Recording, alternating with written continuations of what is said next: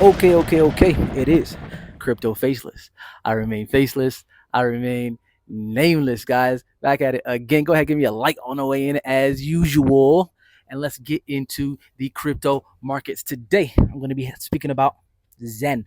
Specifically, should I be holding Zen or should I be burning my Zen for X1? I'm going to get into that today. But first, let's talk about the wider market. As usual, it's looking good, man. We got BTC sitting at 59,800 the last time I checked. Just under $60,000.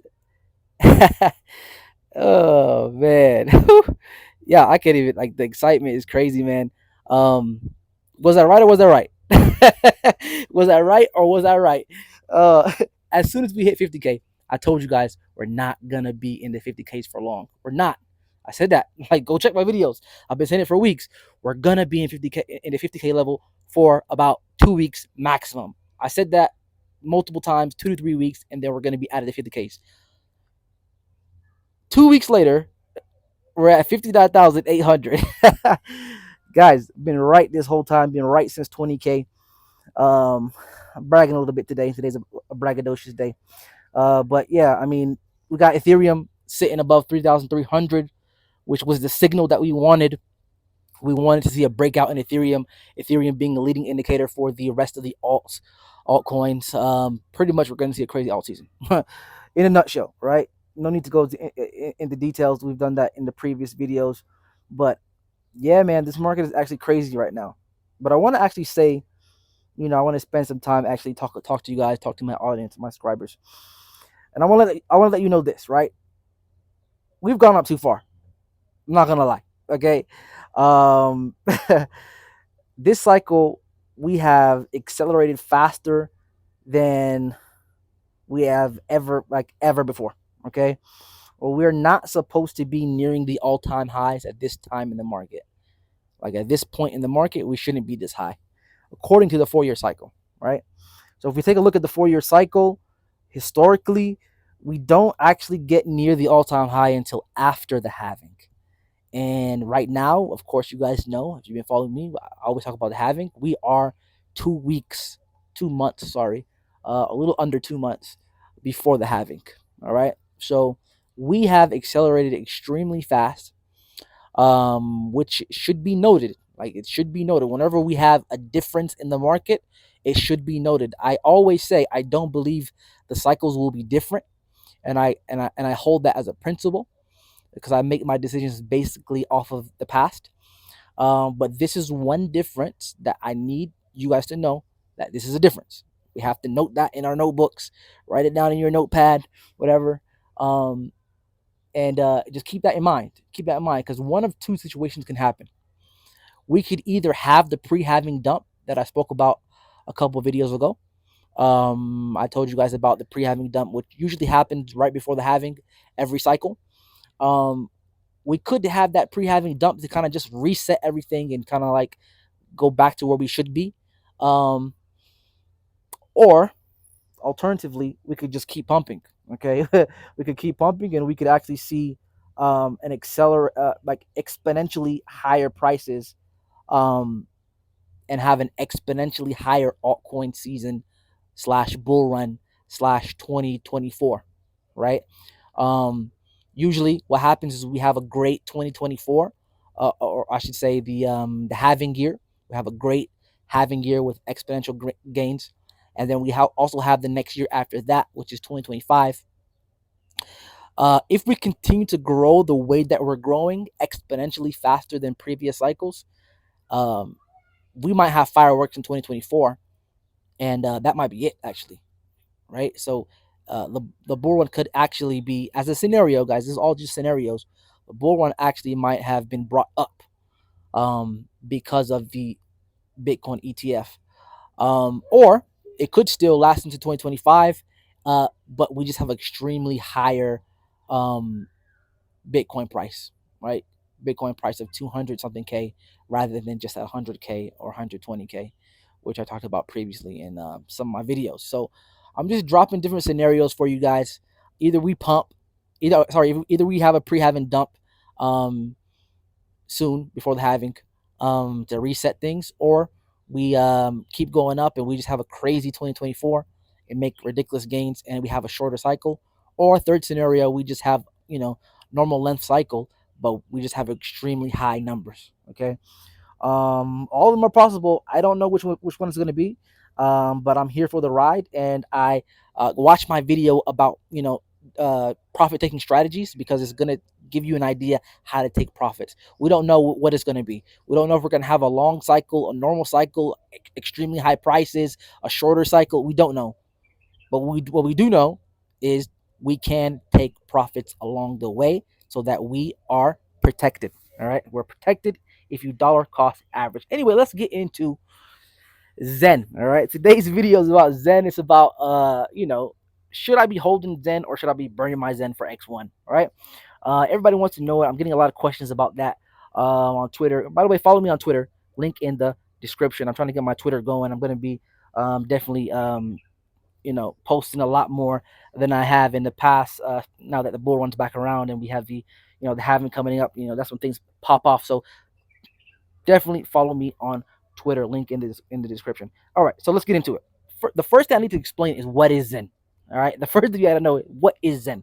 Right, in order to know should I burn it or should I hold it, you have to know what Zen is. All right, so Zen is designed to be based off of first principles.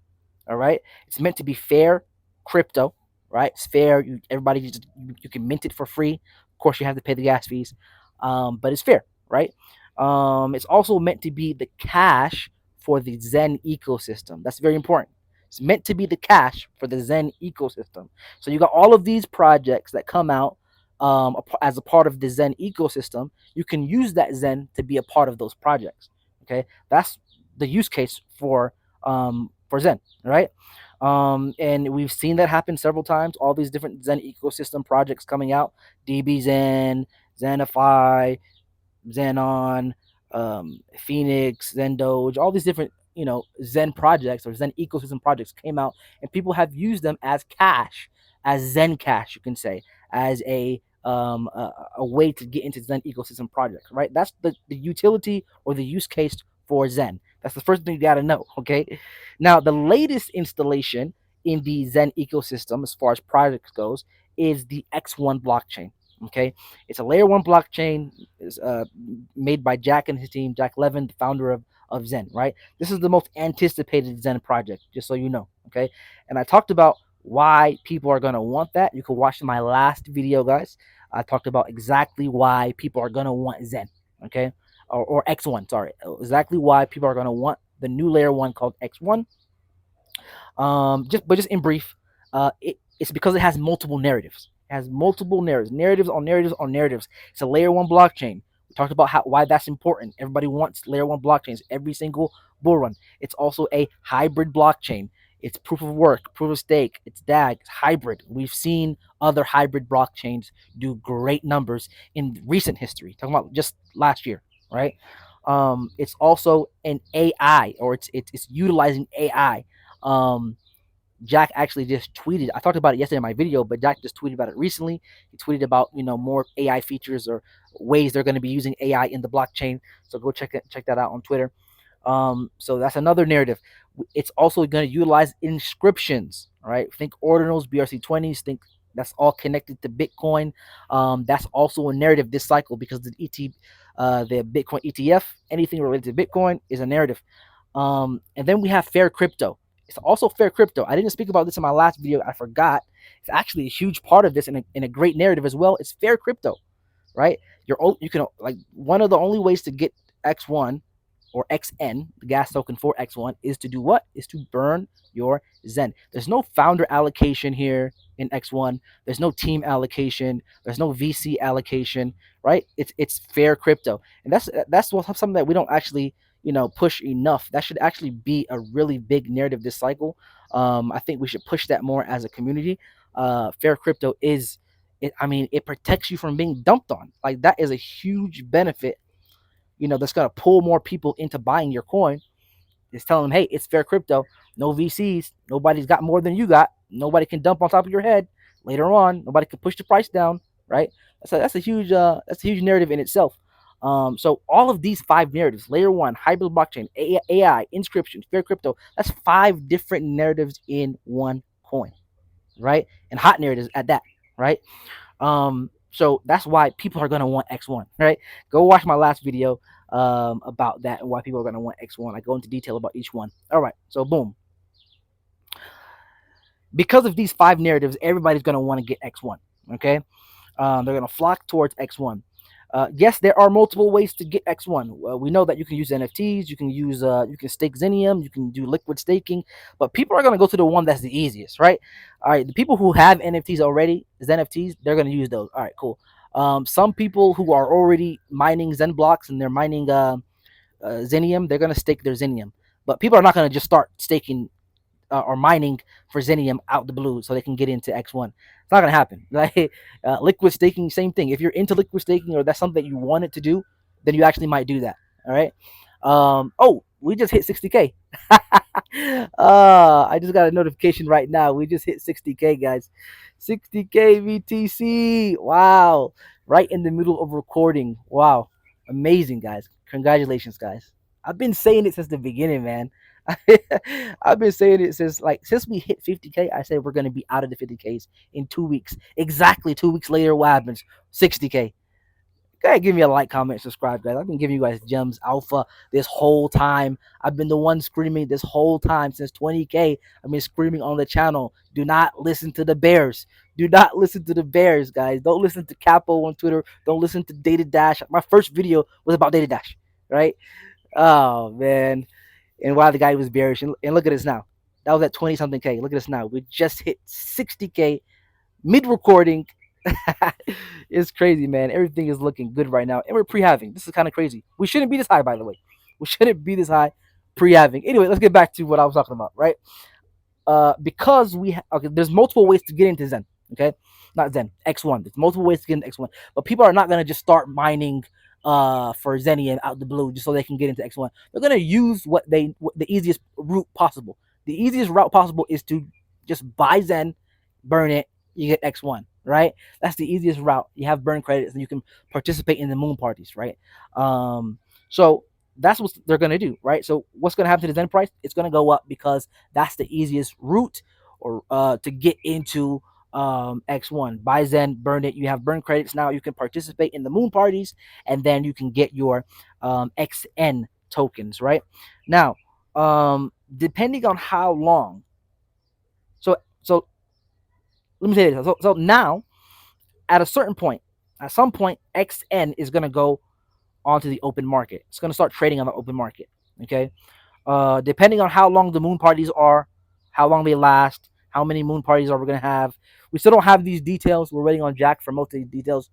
But depending on how long it lasts, we're gonna have an open market XN price trading on the open market, and then we're gonna have, of course, the Zen price.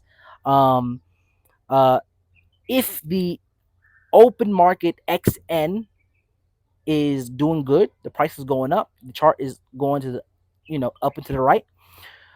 People are gonna flock towards Zen because they're gonna be like, okay, and the moon price is still going on, right? People are gonna be like, oh snap! I look at that coin X1, it's going up. I want to get it. Well, these moon prices are still going on. Let me go buy XN. Sorry, let me go buy Zen. So I'm just off the cuff. I'm just thinking off the cuff. Let me go buy Zen. They're gonna buy heaps and heaps and heaps of Zen, and then they're gonna burn it, right? So they can have burn credit to participate in the moon parties and get X1. Okay, XN, the gas token for X1, right? And there's going to be this arbitrage. There's going to be this arbitrage, right? The open market price and being able to get in through Zen. It's going to depend on what's cheaper. The price of XN might go up, and then it might be and then it might be actually, or if the price of Zen goes up, it might be cheaper to just buy XN off of the market instead of buying it through Zen, right? So there's going to be this arbitrage of either buying XN off of the market or participating in the moon parties. Of course, we're going to need more details about how long the moon parties are going to be and how many of them we're going to have, and all of that kind of stuff we're waiting on. But there's going to be this arbitrage. It's going to push up the price of Zen, and it's also going to push up the price of X1. And X1 is going to go up because everybody's going to want it. Like I already explained in my last video, those five narratives, right? Um, So both coins are going to go up. So the question is, which one do I get? Do I play Zen or do I play X1? Now, uh, because of what I just said, because it's going to be an arbitrage, because X1 is going to go up because everybody wants it, X Zen is going to go up because of the fact everybody wants X1. Um, I believe the play is to do both. Right, that's what I believe. I believe the play is to do both, and I've already told you guys this before. I plan on doing both. I plan on keeping some of my Zen for the price appreciation that I see coming in Zen because of X1, and I'm also gonna burn the crap out of Zen to get into X1 because I believe that everybody's gonna want a layer one blockchain that's a hybrid blockchain that it has AI, is utilizing inscriptions, and is fair crypto, right? So that's my plan, guys. I'm not telling you guys to do either one or to do both. I'm just giving you guys my synopsis of the market to let you guys know how I'm thinking and what I'm going to be doing. And yeah, I think both are going to go up ridiculously, guys. And I think they're going to go up in tandem together. Okay. Um, that's what I got for you guys today. If you think that is valuable, let me know in the comments. If you don't agree, let me know in the comments as well. If you haven't subscribed, what are you waiting on? Subscribe. It is Crypto Faceless. I remain faceless. I remain nameless, guys. I'm out. Take care.